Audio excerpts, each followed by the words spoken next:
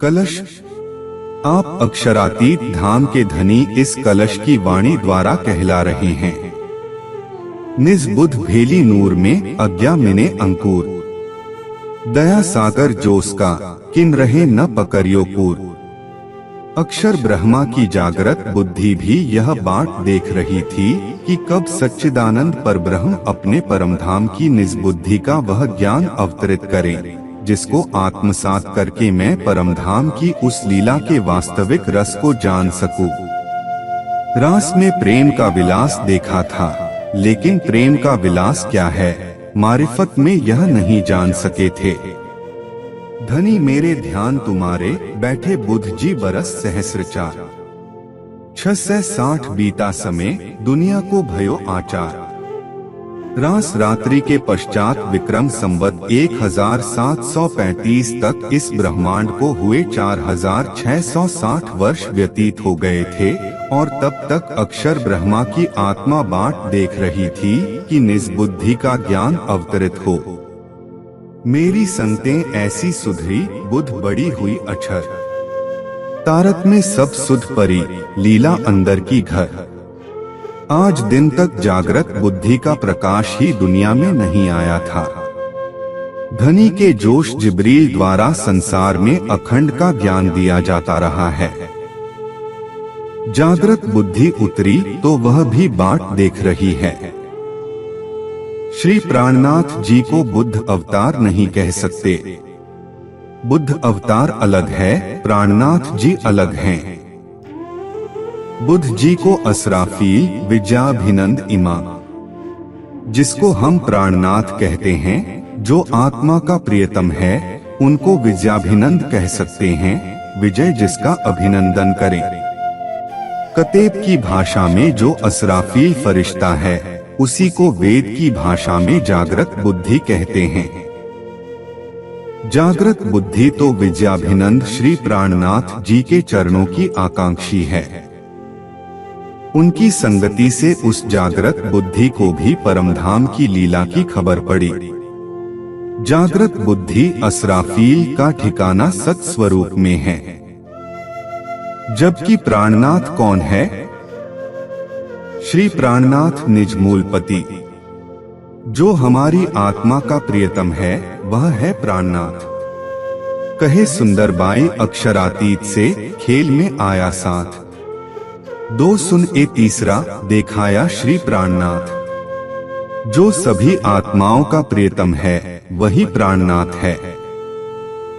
अक्षर ब्रह्मा के हृदय में जैसे जैसे परमधाम की लीला का रस समाता जाएगा, वैसे वैसे यह सारे ब्रह्मांड के लिए भी कल्याणकारी हो जाएगा। कल सवेरे सनंद की चर्चा होगी, जिसमें कहा जाएगा, अक्षर के दो चश्मे नहासी नूर नजर, 20 बरसों कायम होसी वैराट सचराचर।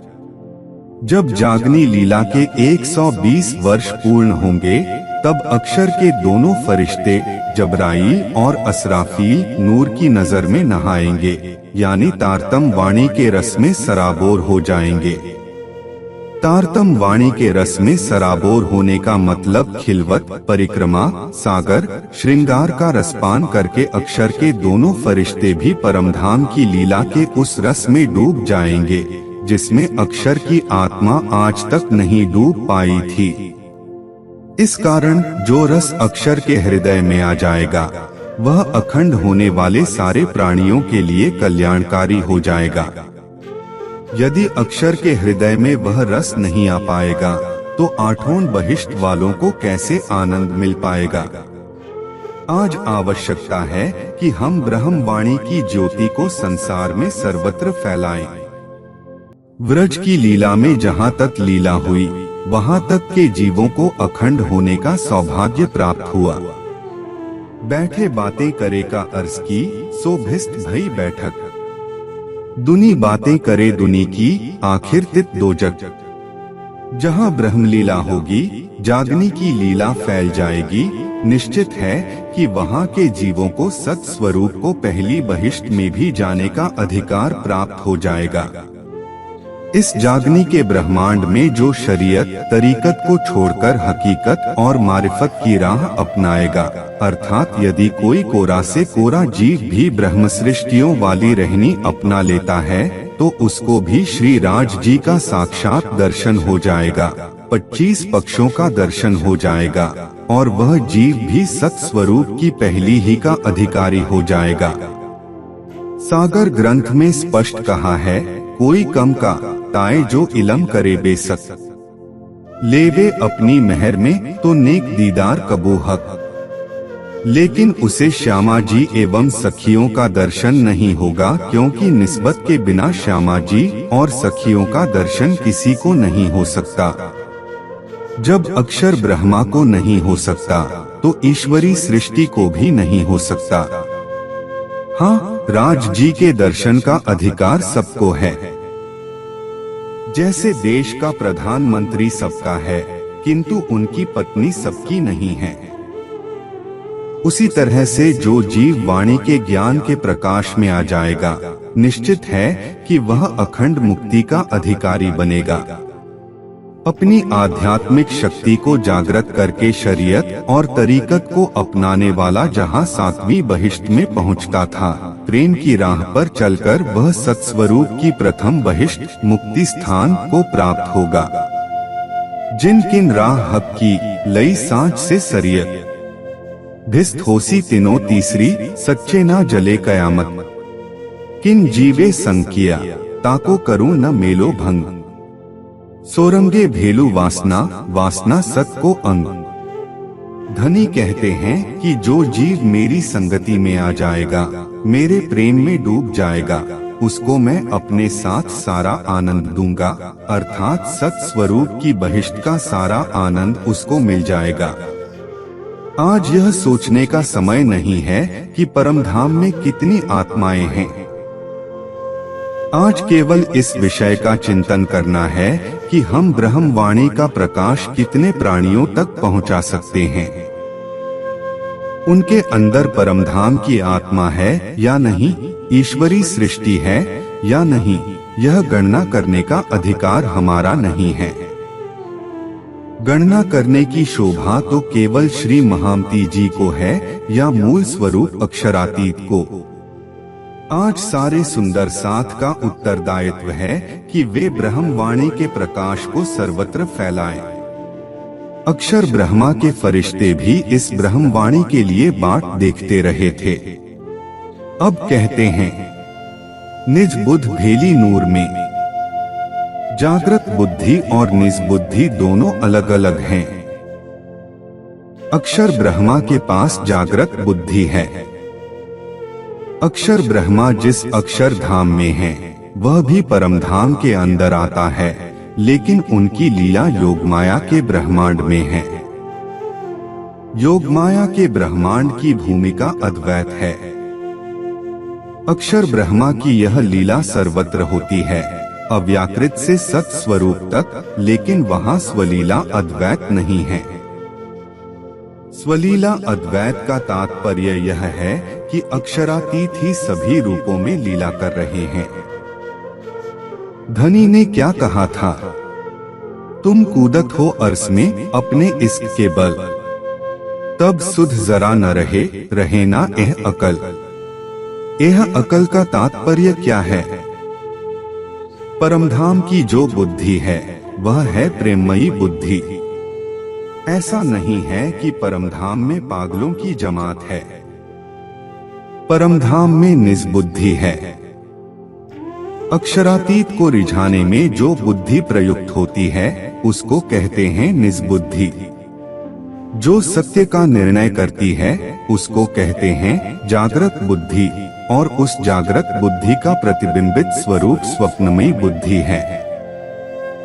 अक्षर ब्रह्मा के मन का स्वरूप अव्याकृत है, जिसमें स्थित सुमंगला पुरुष ही मोह सागर में प्रतिबिंबित होकर आदिनारायण के रूप में दृष्टिगोचर होता है। आदिनारायण की बुद्धि स्वप्न में है, क्योंकि उनका स्वरूप ही अक्षर ब्रह्मा के मन का स्वप्न है। किंतु ध्यान रखना होगा कि इस कालमाया के ब्रह्मांड में आदिनारायण के सिवाय कोई ऐसा भी नहीं है जो अपनी 100% बुद्धि का उपयोग करे। बड़ा से बड़ा प्रतिभाशाली व्यक्ति भी 15% से ज्यादा अपनी बुद्धि का प्रयोग नहीं कर पाता। यदि कोई भी व्यक्ति अपनी बुद्धि का 100% उपयोग कर ले तो वह दुनिया के सभी पुस्तकालयों की पुस्तकें कंठस्थ कर सकता है। सपने की बुद्धि की तो यह महिमा है। हमें जागृत बुद्धि का अनुपम ज्ञान मिला है। न तो सभी को जागृत बुद्धि मिली है और न निज बुद्धि मिली है। निज बुध आवे अज्ञाएं तो लो न छूटे मोह। आँख तो अंधेर में सो बुध बिना बल न होए। जिस दिन हमें जागृत बुद्धि मिल जाएगी, जिस दिन हमें निज बुद्धि मिल जाएगी, उस दिन हमें दूसरों से चर्चा सुनने या अर्थ समझने की आवश्यकता ही नहीं पड़ेगी। हमें जागृत बुद्धि का ज्ञान मिला है, निज बुद्धि का ज्ञान मिला है, उसको हम अपनी स्वप्निक बुद्धि से पढ़ते हैं। हमारे अंदर निज बुद्धि आ सकती है, जागृत बुद्धि आ सकती है। यदि आप जागृत बुद्धि के स्वामी, निज बुद्धि के स्वामी उस युगल स्वरूप को दिल में बसा लें।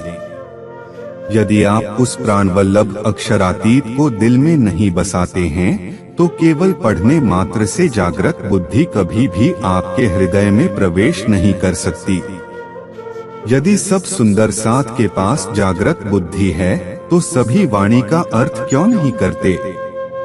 इसका कारण यह है कि उन सुंदर साथ ने अपने दिल में उस प्रियतम को नहीं बसाया, जिसके हृदय के इनके सागर की एक बूंद ने इस ब्रह्मांड को अखंड करने की बख्शिश कर दी। एक बूंद आया हक दिल से, तिन कायम किए थिर चर। इन एक बूंद की सिफत देखियो, ऐसे हक दिल में कई सागर।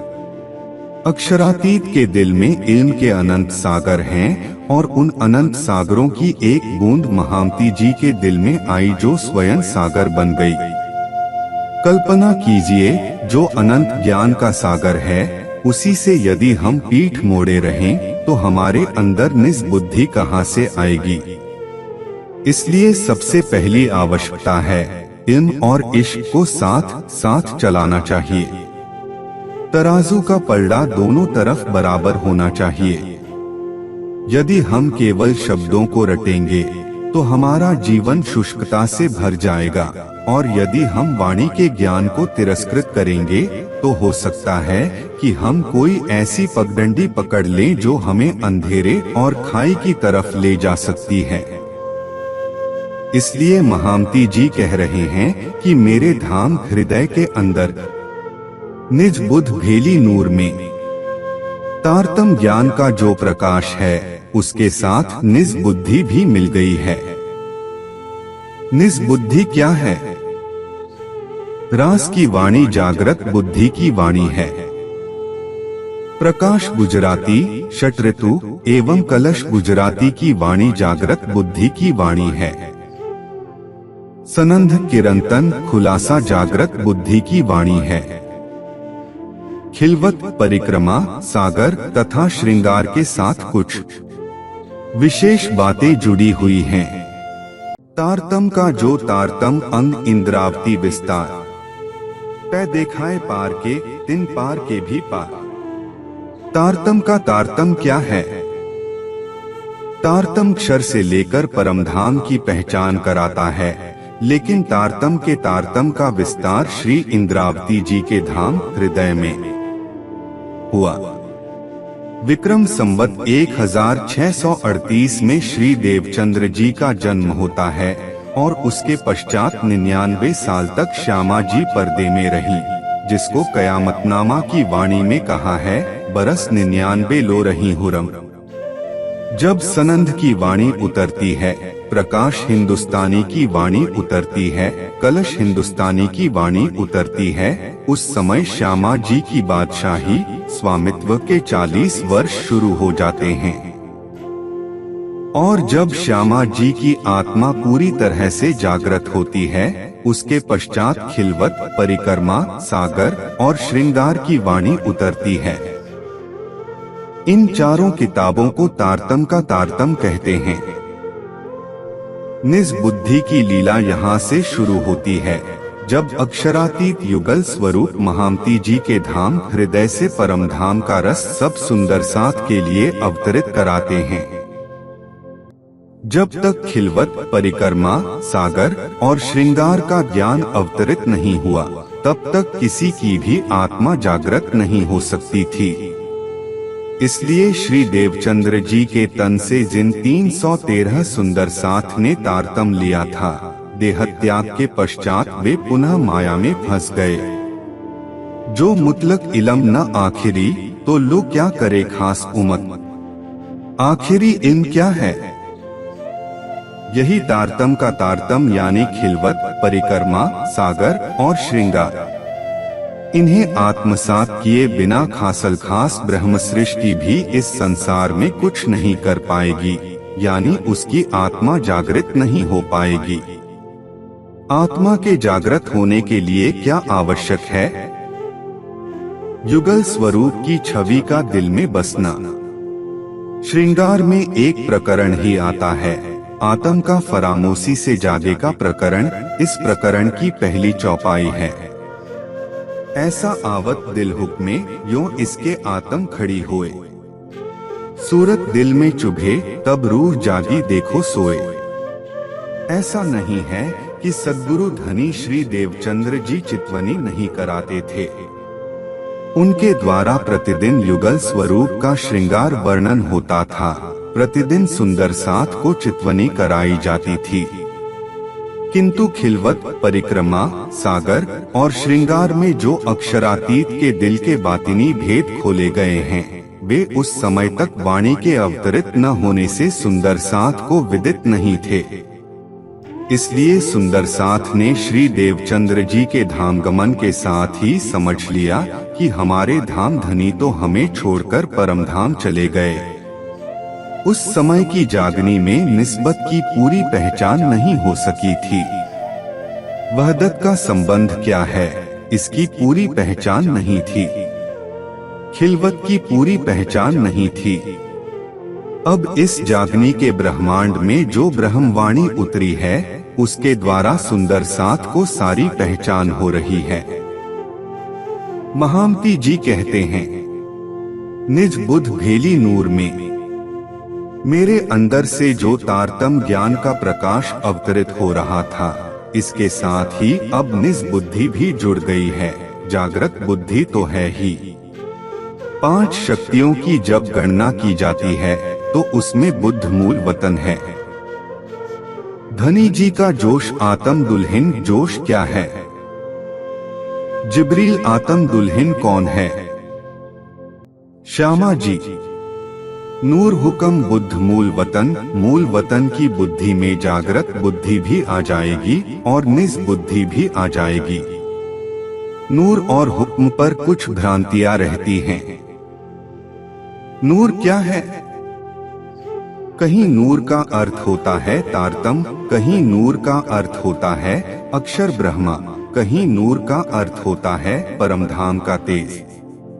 यहाँ नूर का तात्पर्य है अक्षर ब्रह्मा। हुक्म क्या है? हुक्म के रूप में कौन लीला कर रहा है? धनी का आवेश ही के रूप में लीला कर रहा है। हुक्म का तात्पर्य यहाँ अरब वाले स्वरूप से है। तैसा इत होता गया, जैसा हुजूर हुक्म करत। जैसा राज जी मूल मिलावा में अपने दिल में लेते जा रहे हैं, वैसे ही यहाँ होता जा रहा है। परमधाम में नूरी स्वरूप हैं, यहाँ महामती जी के धाम हृदय में आवेश स्वरूप विराजमान है। सत अंग अक्षर ब्रह्मा, आनंद अंग श्यामा जी, और उसी तरह से चिद्धन शक्ति अक्षराती की आवेश शक्ति है। वह हुक्म के रूप में लीला कर रही है।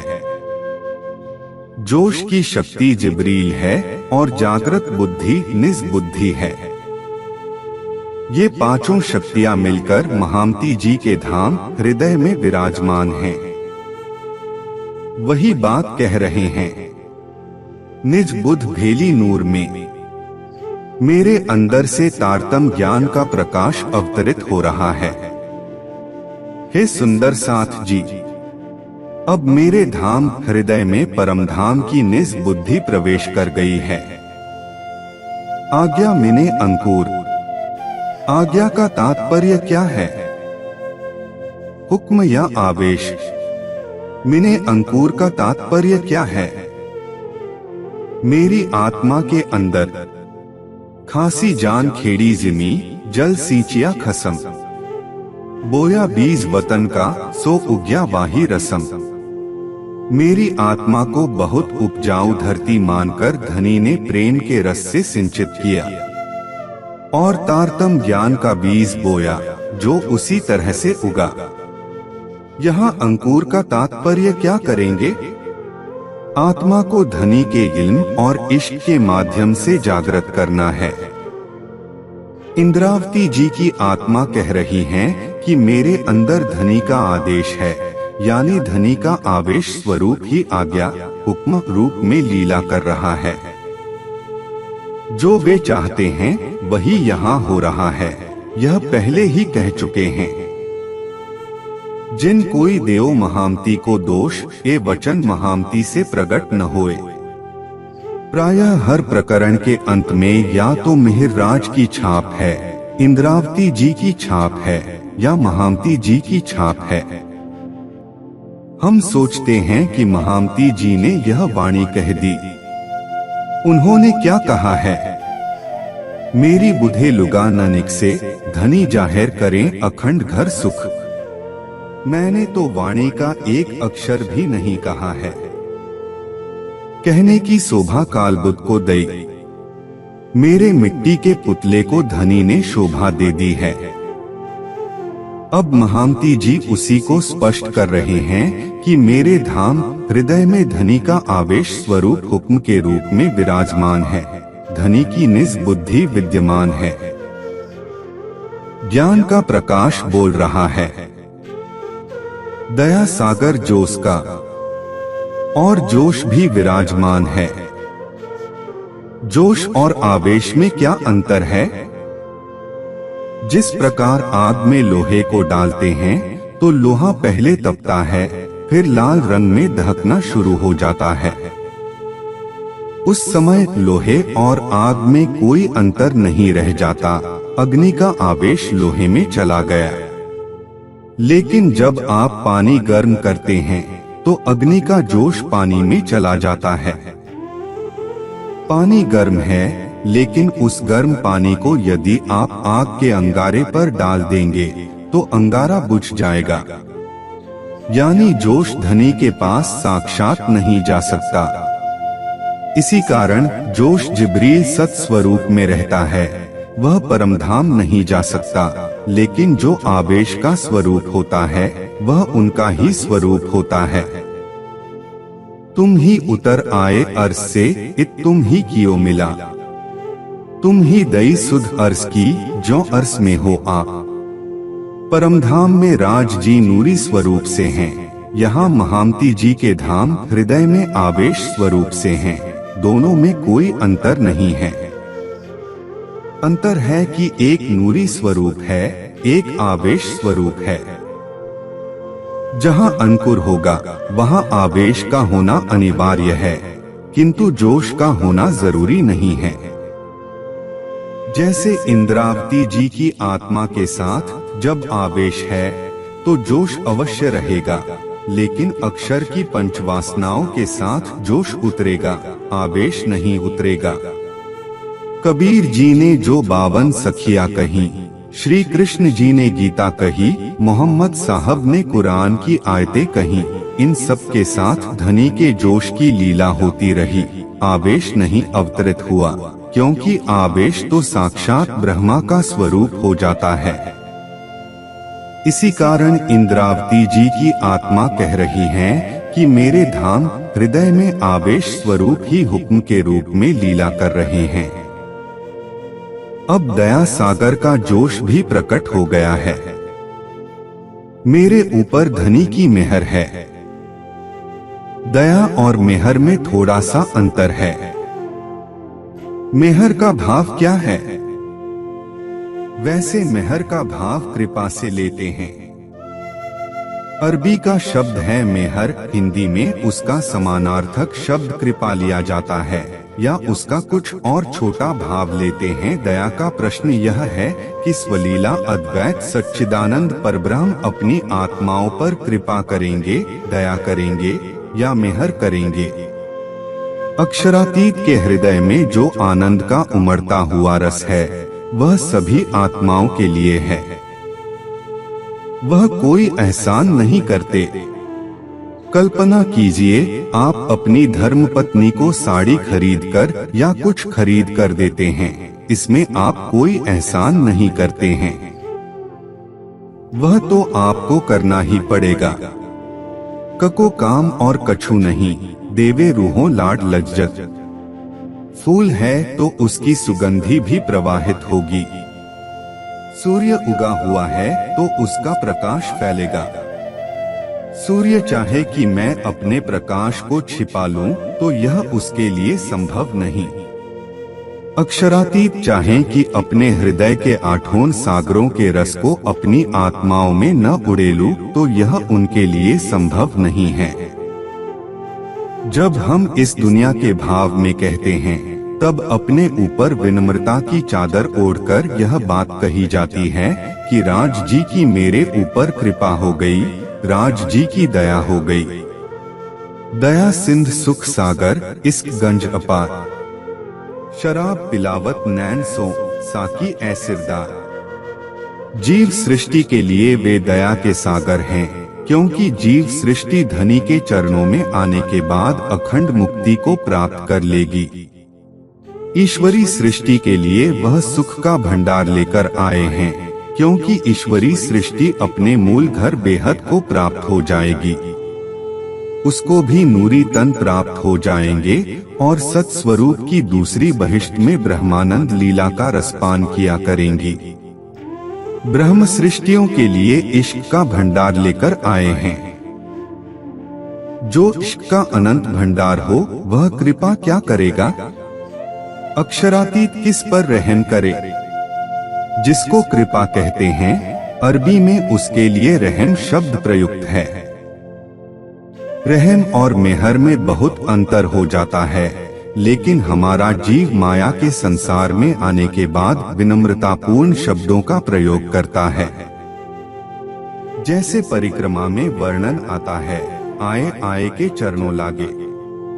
परमधाम में कोई किसी के चरणों में प्रणाम नहीं करता है। कौन किसके चरणों में प्रणाम करेगा, कौन किसको भोग लगाएगा, कौन किसके जयकारे लगाएगा, यह तो यहाँ की दुनिया की मर्यादाएं हैं। जैसे कहा जाता है, श्री राज उतारे वस्त्र, पहनी पिछोरी कमर पर। यहाँ जब खाते हैं तो जूठन गिरने का डर रहता है, इसलिए प्राचीन परंपरा है कि कमर में कपड़े पहन लिए जाते हैं और पूर्व वाले कपड़े उतार दिए जाते हैं। परमधाम में ऐसा नहीं होता कि राज जी भोजन करें तो कपड़े उतारे। इसका तात्पर्य क्या है? वाणी की कई चीजें इस संसार के भावों के हिसाब से वर्णित की गई हैं, और उन्हीं भावों के हिसाब से ये शब्द भी हैं। दया सागर जोश का। इस मायावी जगत में जब हमें कोई उपलब्धि होती है तो हमें उसको अपने ऊपर नहीं लेना चाहिए कि मैं कर रहा हूँ। जागने की सबसे बड़ी पहचान क्या है? अब जो घड़ी रहो साथ चरने, होए रहिए तुम रेणु समान। इत जादे का फल यही है, लीजो कोई चतुर सुजा।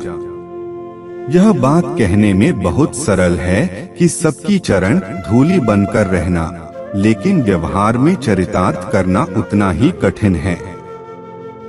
महामती जी ने करके दिखाया और सुंदर साथ को प्रेरित किया।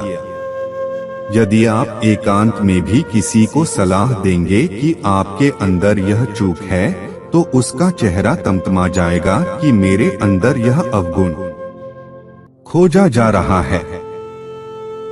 महामती जी क्या कहते हैं? रोम रोम कई कोट अवगुण, ऐसी मैं गुन्हेगा।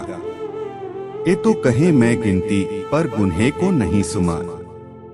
मेरे एक एक रोए रोए में करोड़ों अवगुण हैं। कोई लिखकर देने को राजी नहीं है।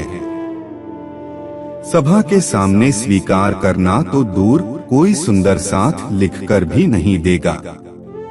अब महामती जी ने स्वयं कह दिया कि देखो भाई, मेरी तो यह बात है। ऐसा नहीं है कि महामती जी के अंदर कोई अवगुण है, लेकिन सिखापन के रूप में हमारे अंदर कैसी विनम्रता आ जाए। हम कितने विनम्र बने, कितने सहनशील बने, कितना अपने हृदय को निर्मल बनाएं। इसके लिए धामधनी ने महामती जी के हृदय से यह बात कहलवा दी।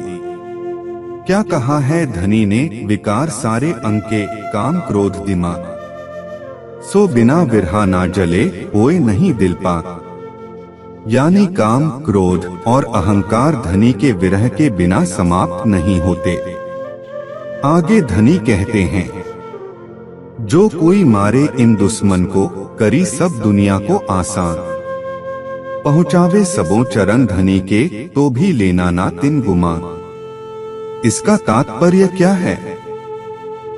जिसने काम को जीत लिया हो, क्रोध को जीत लिया हो, अहंकार को जीत लिया हो, जिसके अंदर ज्ञान का इतना भंडार हो जाए कि अकेले ही सारे ब्रह्मांड को धनी की पहचान कराकर तारतम्य देने की क्षमता रखता हो, तो भी उसे अपने ऊपर यह बात नहीं लेनी चाहिए कि मैं यह काम कर रहा हूँ। खिलवत के प्रारंभिक प्रकरणों में यह तथ्य दर्शाया गया है।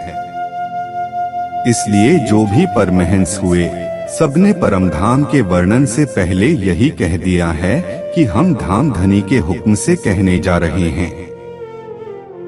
हमारे बल बुद्धि की शक्ति नहीं है कि हम कुछ भी वर्णन कर सकें। तात्पर्य हम अपने ऊपर न लेकर अक्षरातीत को सौंपे, क्योंकि तैसा इत होता गया जैसा हजूर हुक्म करत।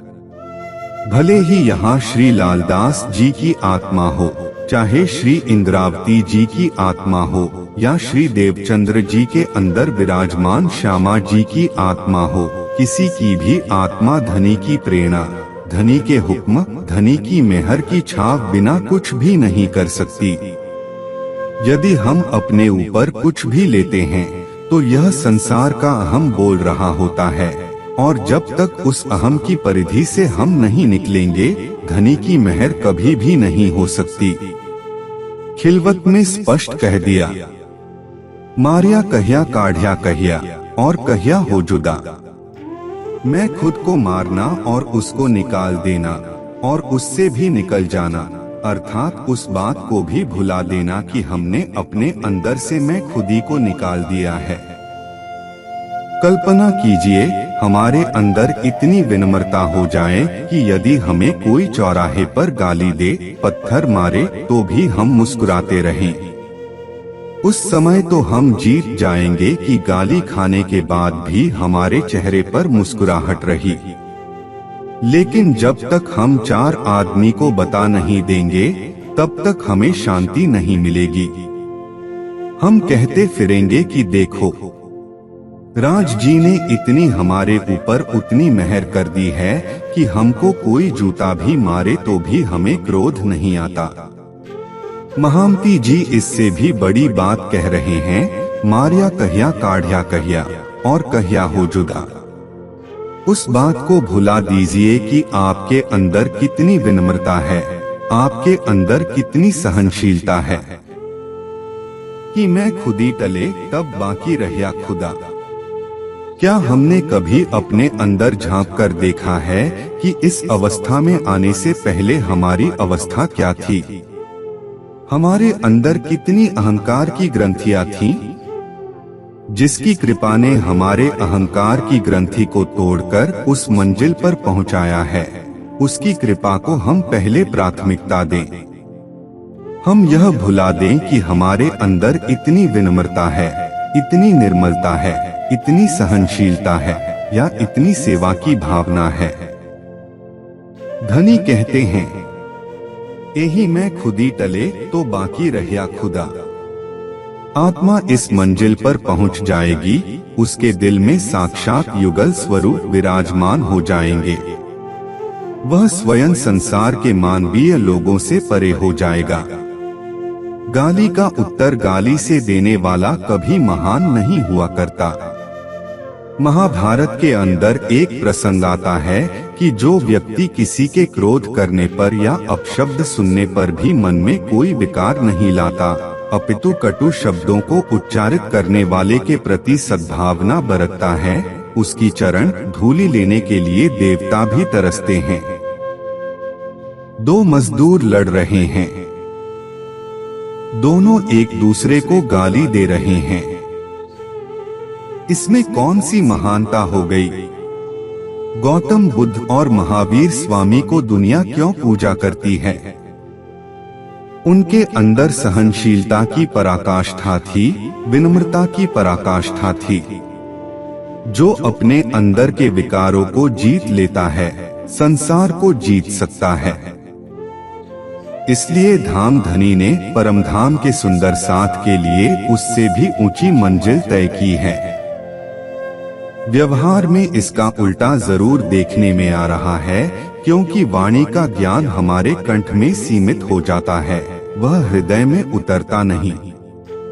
कदाचित हृदय में कुछ अंश अवतरित भी हो जाए तो व्यवहार में चरितार्थ नहीं हो पाता, क्योंकि जो सारे प्रेम का मूल है, जो सारी शांति, आनंद एवं ज्ञान का मूल है, उसको हमने किनारे किया हुआ है। काला से काला लोहा जिसमें जंग लगा हो, जब उसको आग में तपाने लगते हैं तो पहले वह गर्म होता है, जंग छोड़ने लगता है और थोड़ी देर के बाद वह आग के समान दहकने लगता है, लाल हो जाता है।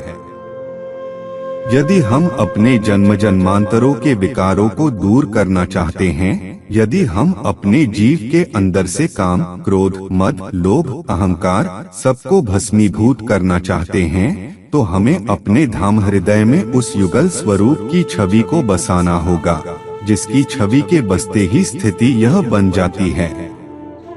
तुम आए सब आया, दुख गया सब दूर। श्री महामती ए सुख क्यों कहूँ, जो उद्या मूल अंकुर। जब वह आता है तो सब कुछ आ जाता है। उसको पाने के बाद कुछ भी देखना शेष नहीं रह जाता। उसके आनंद में डूबने के बाद संसार तो क्या 14 लोक का राज्य भी श्मशान घाट के समान प्रतीत होता है। सुंदर साथ को ये बातें पढ़ने को मिलती हैं, सुनने को भी मिलती हैं, लेकिन लाखों की जमात में कोई कोई होता है जिसके अंदर यह तड़प बसती है कि मैं अपने प्राण प्रियतम को अपने दिल में बसा लूं। इंद्रावती जी की आत्मा कह रही है कि हे सुंदर साथ जी, मेरे धाम हृदय में धनी का आवेश विराजमान है। आवेश स्वरूप हुक्म के रूप में है तथा निज बुद्धि भी विद्यमान है। अब उनकी मेहर की छाप भी मेरे अंदर विराजमान है। धनी का जोश उमड़ रहा है। परिणाम स्वरूप अब जो वाणी का प्रवाह उतरेगा उसको कोई पकड़ नहीं सकता।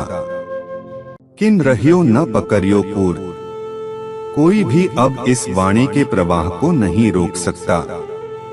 पांचों शक्तियों के साथ अक्षरातीत ने महामती जी के धाम हृदय में लीला की। इसलिए कहा है, मोहे करी सबों ऊपर, ऐसी ना करी दूजी को। महामती जी को यह शोभा क्यों दी गई? बड़ी बड़ाई दई आप थे, लई इंद्रावती कंठ लगाए जी। अब तक अनेक ब्रह्मांड हो गए और होंगे भी, लेकिन उस स्वरूप को जो शोभा मिली वह शोभा आज तक न किसी को मिली है और न भविष्य में किसी को मिलने वाली है। उसी को स्पष्ट करते हुए कह रहे हैं कि अब जो वाणी का प्रवाह उतर रहा है किसी भी प्रकार से माया के बंधनों से रुक नहीं सकता है। ये लीला है अति बड़ी। ये लीला का तात्पर्य क्या है? इस ब्रह्मलीला की महिमा बहुत अधिक है। व्रज की लीला पूरी नींद में हुई। पूरी नींद को जो सुपन काल माया नाम धराया ते, रास की लीला कुछ नींद और कुछ जागृत अवस्था में हुई। कछुक नींद कछुक जागृत भय, जोगमाया के सिंगार जो कहे। जागनी की लीला में श्री प्राणनाथ जी के स्वरूप से जो लीला हो रही है, इसकी विचित्रता कुछ और ही है। सुख हक इश्क के, जिनको नाही सुमा, सो देखन की ठौर इत है, जो रूह सो करो विचार। परमधाम के अनंत सुखों को यहाँ देखना है। यह जागनी ब्रह्मांड की विशेषता है। व्रज में सुंदर साथ थे, उनको परमधाम का कुछ भी ज्ञान नहीं था, रास का भी कुछ ज्ञान नहीं था। रास में गए तो परमधाम का कुछ भी ज्ञान नहीं था। जब परमधाम में थे तो उस समय न तो व्रज का ज्ञान था, न रास का ज्ञान था, और न कालमाया का ही ज्ञान था। इस जागनी के ब्रह्मांड में कालमाया का ज्ञान तो सबको ही है।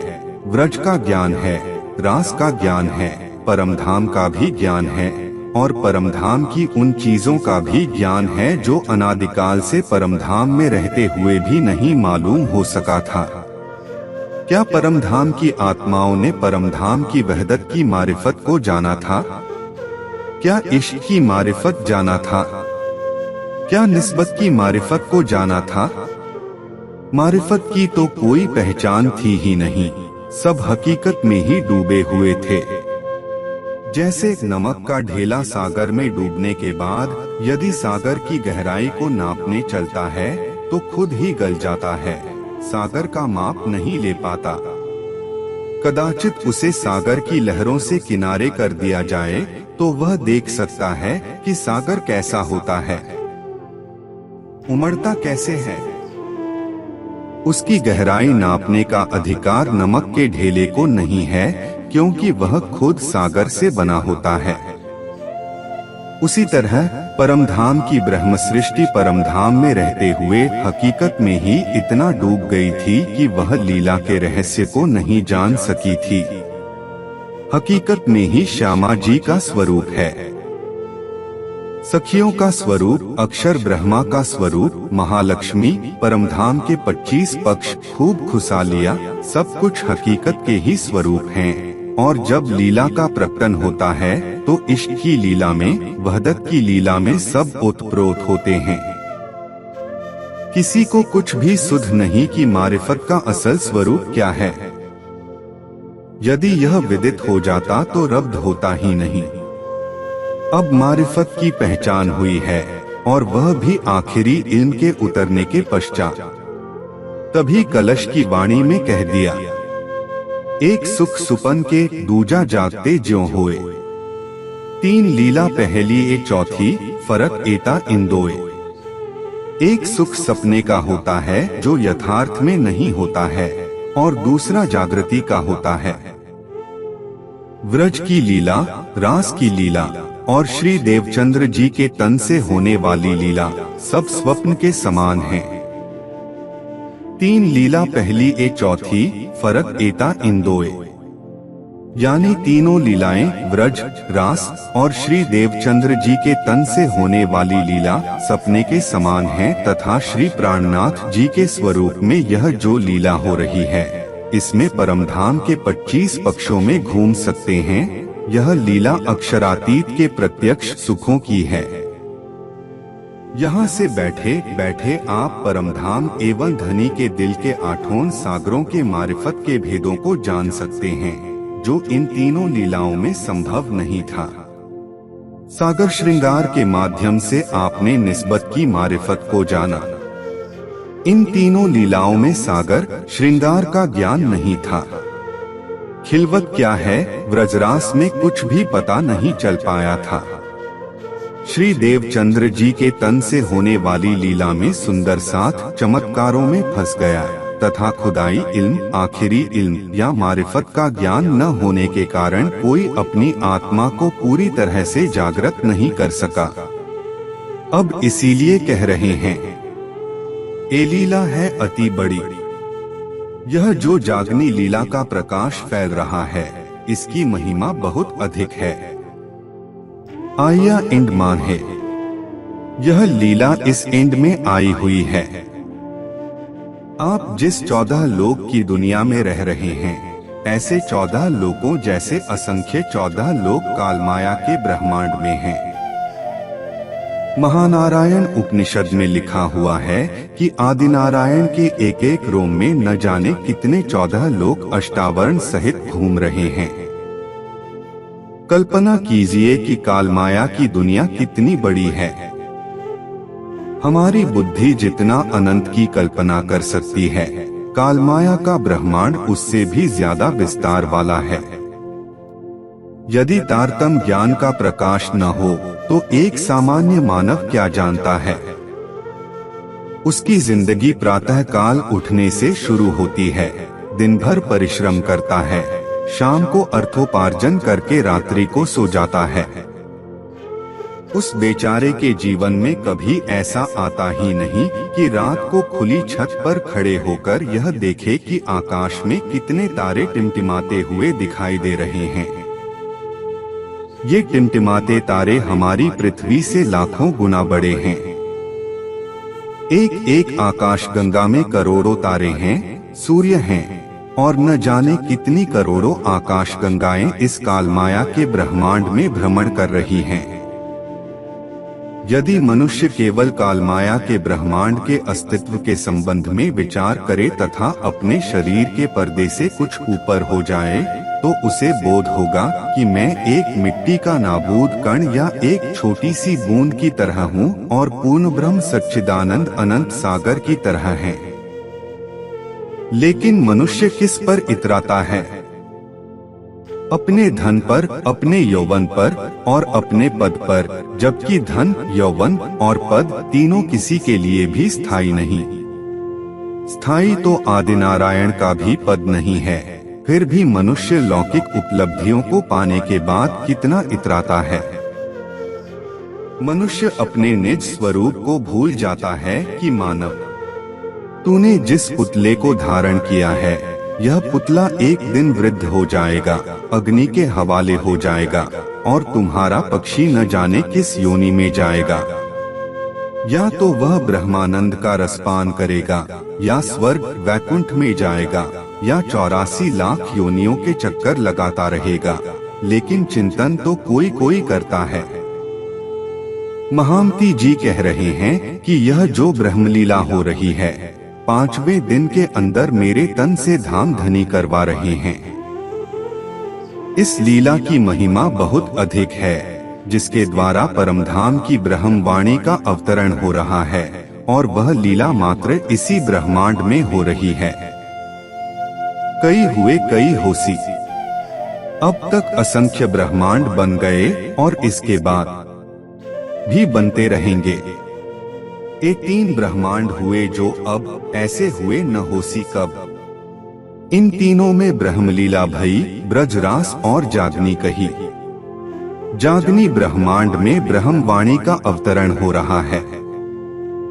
इस ब्रह्मवाणी के अवतरण में 5000 सुंदर साथ की संख्या घरद्वार सब कुछ छोड़ देती है, पन्ना जी तक पहुंचती है, जिसमें मुकुंद दास जी जैसे विद्वान हैं, भीम भाई जैसे वेदांत के आचार्य हैं, लाल दास जी जैसे करोड़पति सेठ हैं, जिनका 99 जहाजों से व्यापार हुआ करता था। कितने सुंदर साथ हैं जिन्होंने अपने घर को अंतिम प्रणाम कह दिया, कभी लौटकर दोबारा गए भी नहीं। किसके लिए? उस ब्रह्मानंद को पाने के लिए जो श्री जी के धाम हृदय से प्रवाहित हो रहा था। और उसी को कह रहे हैं, कई हुए कई होएसी, पर किन ब्रह्मांडों ना है।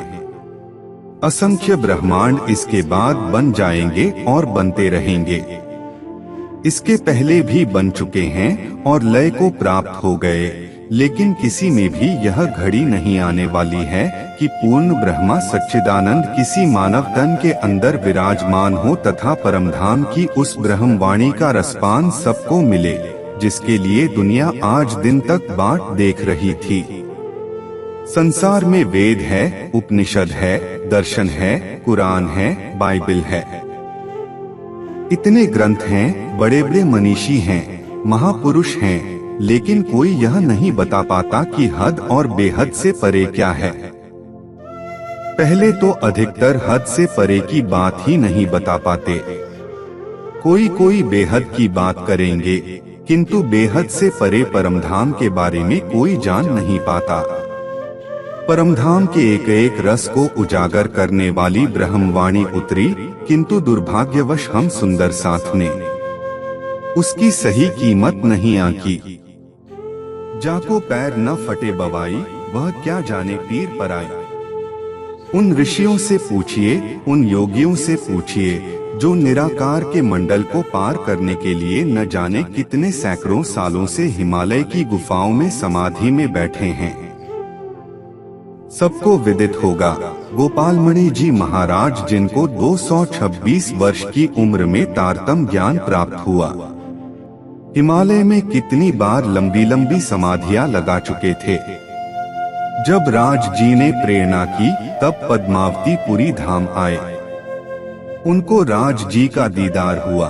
लेट लेट कर उन्होंने परिक्रमा की और तब उनके तन से इलाहाबाद क्षेत्र में जागनी का प्रकाश फैला। जो संसार के सारे ग्रंथों को पढ़कर थक गया हो, संसार की सारी साधनाओं को करके थक गया हो, यदि वह ब्रह्मवाणी का चिंतन करता है, परमधाम के ध्यान में डूबा रहता है, केवल उसको इस ज्ञान की कीमत का पता चल पाता है। यदि परंपराबद्ध तरीके से पीढ़ी दर पीढ़ी तारतम मिल जाता है, तो वह सुंदर साथ इसकी वास्तविक गरिमा का आकलन नहीं कर पाता। हाँ, सुनी सुनाई बात जरूर कह देता है कि हमारी वाणी सबसे ऊंची है, हमारा ज्ञान सबसे ऊंचा है। राजस्थान में जैसलमेर का रहने वाला, बीकानेर का रहने वाला जानता है कि पानी की कीमत क्या होती है। बंगाल और चेरापूंजी का रहने वाला नहीं बता सकता कि पानी की कीमत क्या होती है, क्योंकि वह तो दिन रात पानी में रहता है। जब तक प्यास नहीं होती, पानी की कीमत को पूरी तरह से नहीं जाना जा सकता। उसी तरह जिसकी आत्मा उस परमधाम के अलौकिक ज्ञान के लिए तड़पी होगी, वही जानता है कि ब्रह्मवाणी की मिठास क्या है। सागर श्रृंगार में क्या लिखा है? यदि हृदय में प्रेम नहीं, विरह नहीं, तो यह वाणी ऐसी ही लगती है जैसे तुलसीदास जी का रामचरितमानस हो, सूरदास जी का सूरसागर है, या मलिक मोहम्मद जायसी का पद्मावत, या कोई और धर्म ग्रंथ। हाँ, चारों वेदों को आत्मसात करने वाला, 6 दर्शनों का गहन चिंतन करने वाला, या कुरान का गहराई से अध्ययन करने वाला ही जान सकता है कि इस ब्रह्मवाणी में जिन रहस्यों का स्पष्टीकरण किया गया है, वह कुरान, वेद, बाइबिल या 6 दर्शनों में भी नहीं है। अब तक असंख्य ब्रह्मांड बन गए और बनते रहेंगे, लेकिन ब्रह्मवाणी द्वारा सुंदर साथ के हृदय में जिस ज्ञान का प्रकाश किया जा रहा है, और सुंदर साथ को यहीं बैठे बैठे इथी बैठे घर जागे धाम, पूरन मनोरथ हुए सबका की स्थिति प्राप्त कराई जा रही है। वह तो पहले न कभी कराई गई और न भविष्य में कराई जाएगी। श्री जी के साथ जो 5000 की संख्या थी, उसमें जिसने जैसा भाव लिया, उसको उसी भाव के साथ राज जी ने दर्शन दिया। क्या यह पहले कभी संभव था? जाको दिल जिन भांत सो, तासो मिले तिन विध। मन चाह्या स्वरूप होए के, कारज किए सब सिद्ध। यदि वाणी के ज्ञान का प्रकाश नहीं होता, तो श्री प्राणनाथ जी को कौन पहचानता? भक्ति में डूबा रहने वाला अपने आत्म कल्याण के लिए तेजी से गमन करता है, यह बात बहुत अच्छी है, किंतु भक्ति के साथ साथ यदि वह ज्ञान का प्रकाश भी करता है, तो अपने साथ न जाने कितनों को अपनी मंजिल पर पहुंचा देता है। ज्ञान और प्रेम दोनों एक दूसरे के पूरक हैं।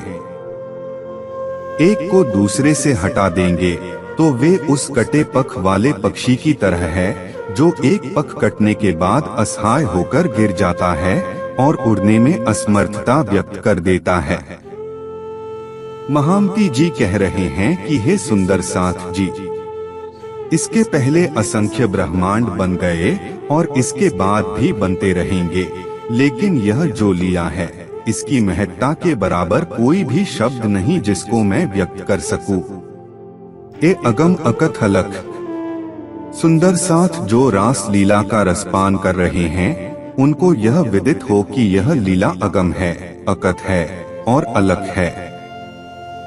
किसी से पूछिए कि परमात्मा कैसा है, हर कोई कहेगा कि सच्चिदानंद है।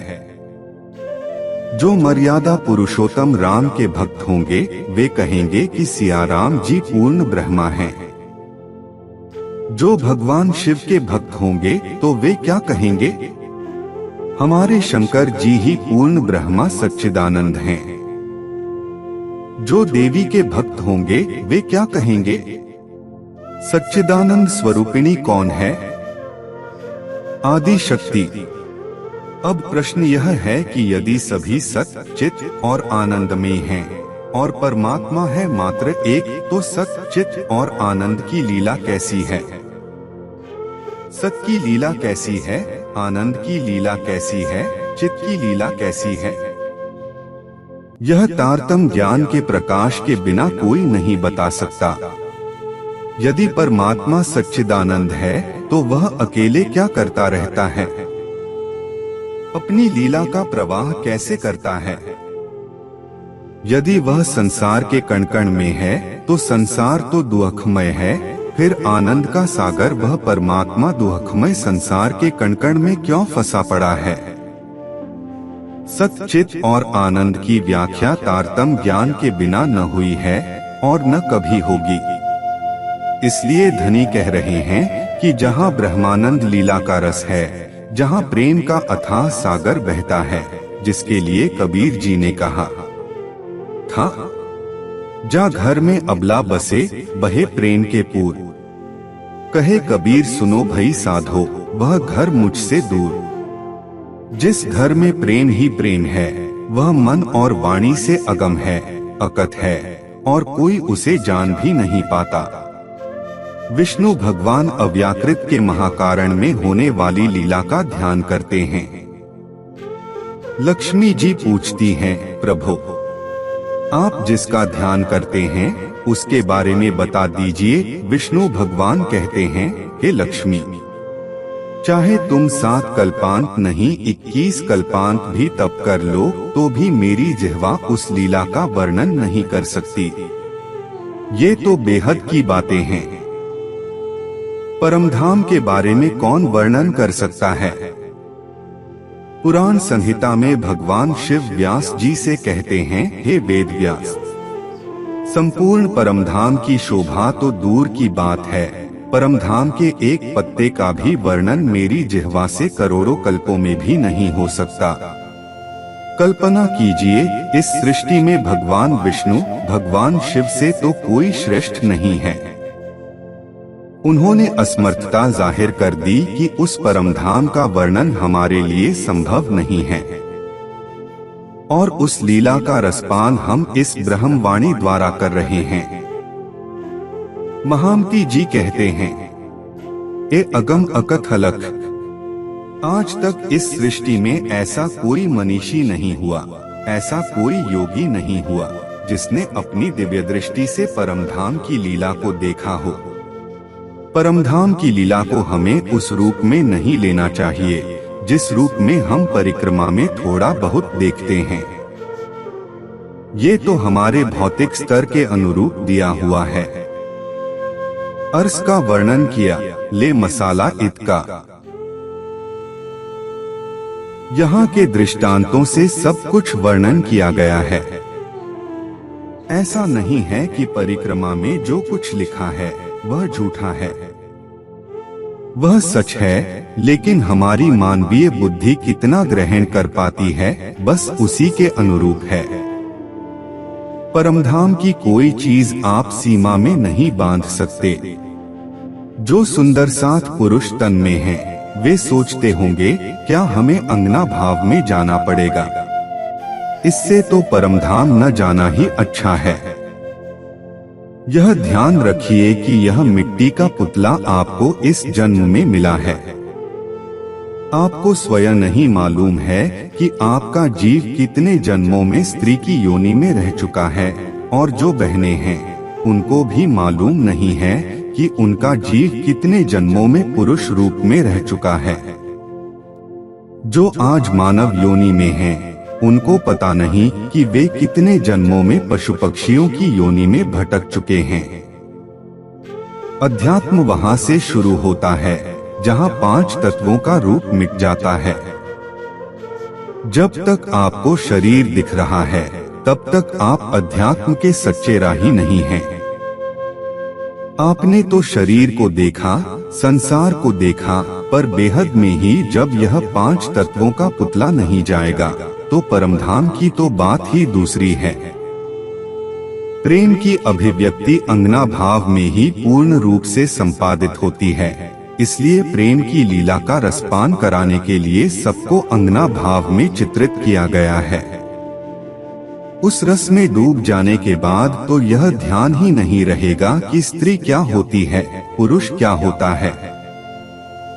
जब तक यह भाव है, तब तक हम आध्यात्मिक आनंद से कोसों दूर हैं। अब श्री महामती जी कह रहे हैं, ए अगम अकथ अलख, यह ब्रह्मलीला अलौकिक है, अकथ है। आज तक किसी की बुद्धि उस ब्रह्मलीला का वर्णन नहीं कर सकी जिसका ब्रह्म वाणी के माध्यम से आपको रसपान कराया जा रहा है। सो जाहिर करे हम। श्री महामती जी कह रहे हैं कि इस वाणी द्वारा मैं उसको जाहिर कर रहा हूँ। यदि यह वाणी न होती तो कोई उस ब्रह्मानंद को जान नहीं सकता। सागर श्रृंगार में जो रस है, उस रस को कौन जानेगा। श्यामा जी के अंगों का वर्णन और राज जी के एक एक अंग का वर्णन होंठ हैं तो कैसे हैं, गाल हैं तो कैसे हैं। कल्पना कीजिए हमारे सामने कश्मीर का कोई खूबसूरत व्यक्ति आ जाए तो हमारी नजर उस पर टिक जाती है। हम सोचते हैं कि कुदरत ने कैसे इतना सौंदर्य गढ़ रखा है। यह तो मिट्टी के पुतले का रूप है जो 5 तत्वों का बना हुआ है।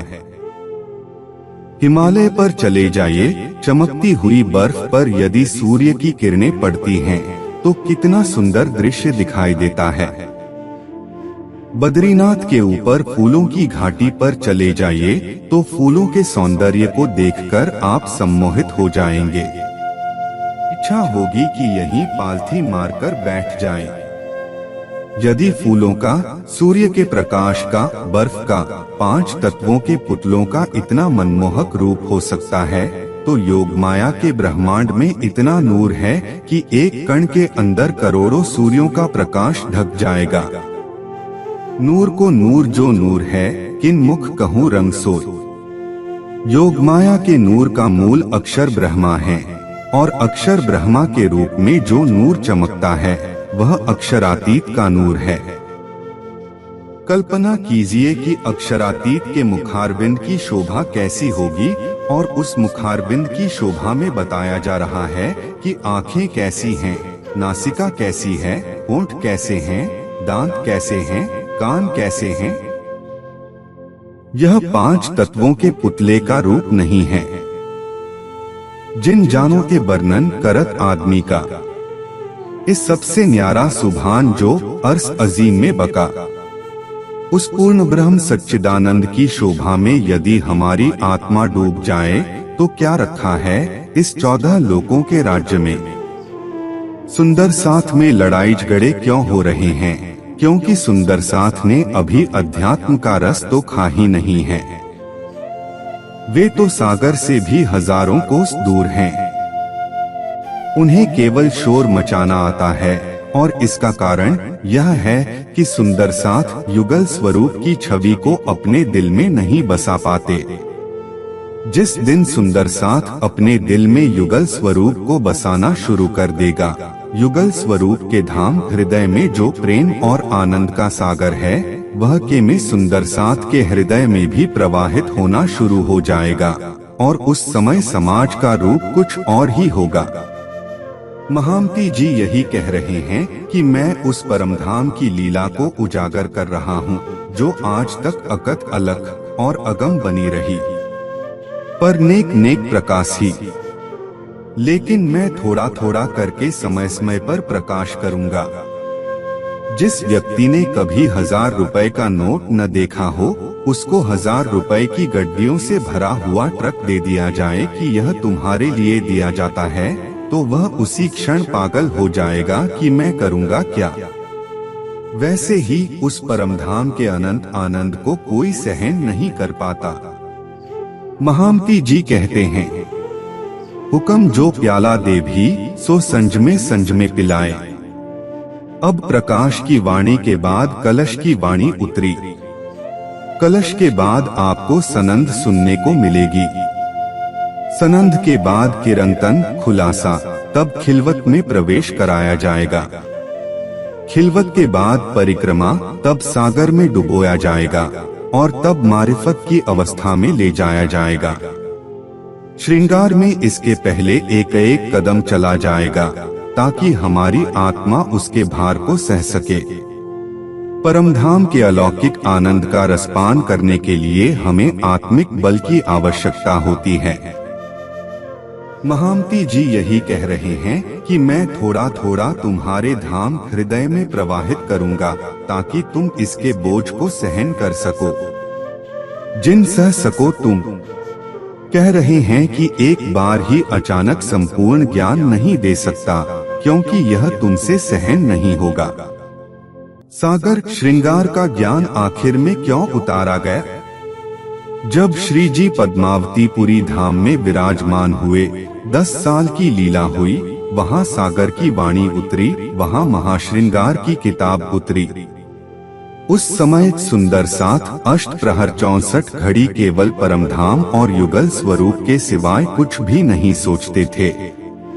कल्पना कीजिए, यदि दिल्ली में सागर की वाणी उतर जाती, श्रृंगार की वाणी उतर जाती, तो सुंदर 7 अभी उस मनोस्थिति में नहीं थे कि उसके बोझ को झेल पाते। जब तक मन के संशय मिटते नहीं, तब तक हृदय में भाव नहीं आता। जब पन्ना जी में प्रत्यक्ष लीला होने लगी, तब सुंदर 7 ने समझा, यही अक्षरातीत हैं, यही हैं धनी धाम। और जब उस स्वरूप पर पूरा ईमान आया, तब धाम धनी ने उनके लिए परमधाम का खजाना ही उतार दिया। छठे दिन की लीला में यह सुंदर 7 के ऊपर है कि इस निधि को कितना फैला पाते हैं।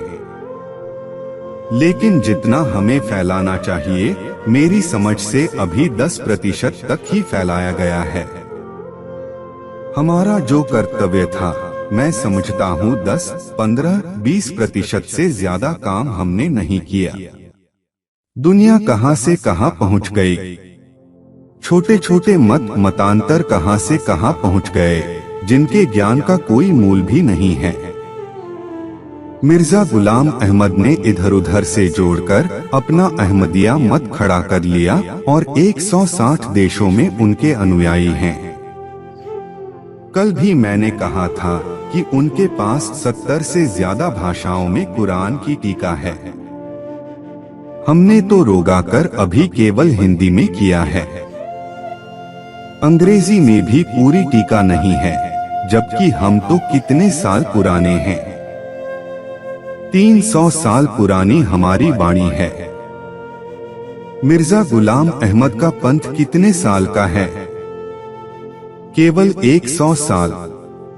ब्रह्मा कुमारी मत कितने देशों में चला गया है? लेखराज जी ने कितने देशों में फैला दिया है? नहीं किया। वहाबी मत कितने देशों में फैला हुआ है?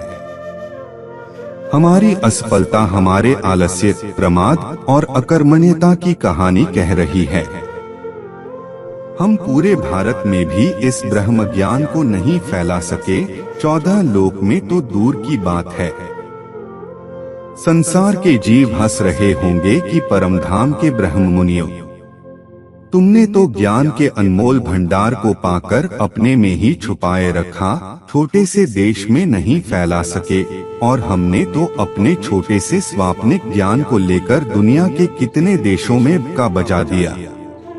इसलिए आने वाले समय में सुंदर साथ को आत्ममंथन करने की आवश्यकता है कि हमसे क्या भूले हुई, वर्तमान में क्या हो रही हैं, और आने वाले समय में हमें सजग होकर ब्रह्मवाणी के प्रकाश को कैसे फैलाना है।